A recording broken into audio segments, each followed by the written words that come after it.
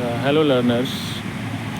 Actually कल मैंने अपने इंट्रोडक्टरी में आप लोगों से बात की थी थोड़ी, और मैंने ये कहा था कि हम जो नेचुरल चीज़ें हैं, हमारे सराउंडिंग्स हैं, उनसे बहुत कुछ सीख सकते हैं और उनको हम अपने डेली लाइफ में इम्प्लीमेंट कर सकते हैं, या फिर वो इन्फॉर्मेशन हमारे पास होनी ज़रूरी है। तो उसी से रिलेटेड एक छोटा सा कॉन्सेप्ट है जो बेसिकली हम क्लास 9th जियोग्राफी में पढ़ते हैं under the chapter climate.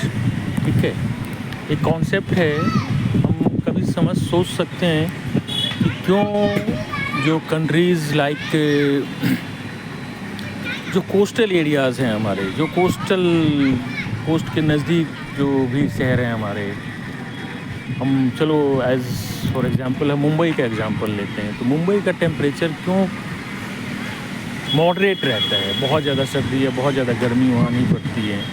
With comparison with Delhi, वहाँ हम देखते हैं कि सर्दियों में अराउंड 50 डिग्री सेल्सियस टेम्परेचर गर्मियों में चला जाता है, और सर्दियों में ये अराउंड 10 डिग्री सेल्सियस पहुँच जाता है। इतनी वेरिएशंस क्यों रहते हैं, अराउंड 40 डिग्री सेल्सियस के वेरिएशंस क्यों रहते हैं टेम्परेचर में?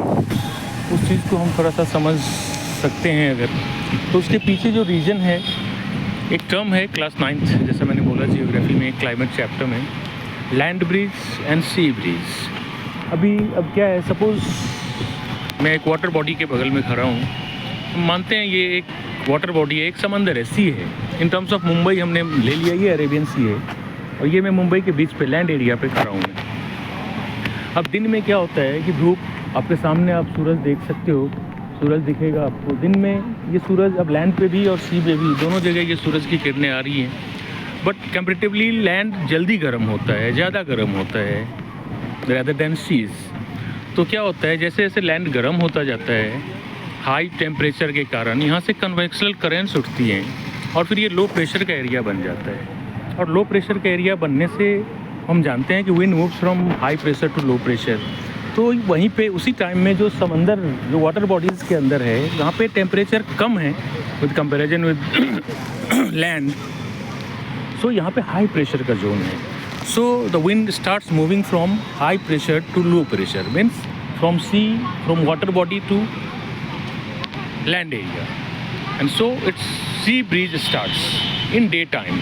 But what happens in night, जैसा पानी धीरे धीरे गर्म होता है तो वो ठंडा भी धीरे धीरे होता है। रात होते ही जब सूरज की किरणें नहीं रहती है लैंड पे, तो यहाँ से फिर जो हमारा लैंड बॉडी है वो जल्दी ठंडा हो जाता है, और जो वाटर बॉडी है वो अभी भी गर्म है, still hot. So water bodies से कन्वेक्शनल करेंट्स उठ रही हैं, और वहाँ लो प्रेशर का एरिया बन रहा है, एंड सेम वही एक्शन रिपीट हो रहा है कि अब लैंड से सी की तरफ विंड चलेगी, बिकॉज लैंड पे लो टेम्परेचर हाई प्रेशर का जोन है, और सी पे वाटर बॉडी में high temperature comparative with land, so low pressure का जोन है। So air moves from wind moves from high pressure to low pressure, so ये land bridge start हो जाता है। सो ये लैंड ब्रीज रात में और दिन के टाइम में सी ब्रीज। यही कारण है कि जो कोस्टल एरियाज़ हैं हमारे,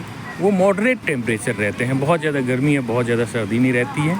और जो हमारे इंटीरियर एरियाज़ हैं लाइक दिल्ली, जो सी कोस्ट से काफ़ी दूर हैं, तो वैसे जगह पे एक्सट्रीम क्लाइमेट हमें देखने को मिलता है। ठीक है, तो उसमें बस यही एक मैकेनिज़्म है। उस चीज़ को अगर बच्चे समझ लें तो वो बेहतर इससे रिलेटेड क्वेश्चंस को इजीली सॉल्व कर पाएंगे।